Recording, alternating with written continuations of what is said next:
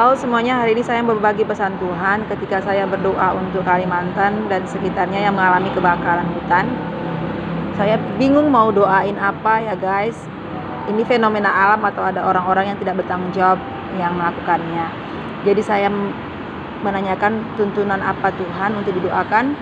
Dan ketika itu juga Tuhan menyatakan sesuatu dalam penglihatan saya, ganjaran yang setimpal. Jadi ada orang-orang yang membuka celah untuk suatu iblis bekerja dan fenomena alam bekerja. Jadi Tuhan menyatakan orang-orang yang mau bertobat akan diselamatkan, orang-orang yang tidak mau bertobat akan dihukum. Dan Tuhan menyatakan isi hatinya dalam Wahyu 16 ayat 5-9. Dan aku mendengar malaikat yang berkuasa atas air itu berkata, adil engkau yang ada dan yang sudah ada, engkau yang kudus, yang telah menjatuhkan hukuman itu.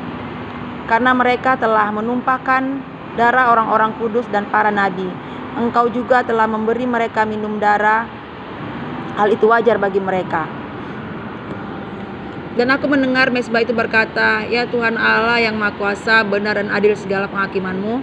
Dan malaikat yang keempat menumpahkan cawannya ke atas matahari, dan kepadanya diberi kuasa untuk menghanguskan manusia dengan api, dan manusia dihanguskan oleh panas api yang dahsyat. Dan mereka menghujat nama Allah yang berkuasa atas malapetaka itu, dan mereka tidak bertobat untuk memuliakan Dia. Jadi ada orang-orang yang tidak bertobat dan tidak mau bertobat untuk memuliakan Tuhan. Jadi gereja-gereja berdiri untuk suatu pertobatan yang besar bagi orang-orang yang tidak bertanggung jawab atas kebakaran hutan. Dan mari kita berdoa bergandeng tangan unity supaya ada pembelaan Tuhan terhadap bangsa ini. Tuhan Yesus memberkati.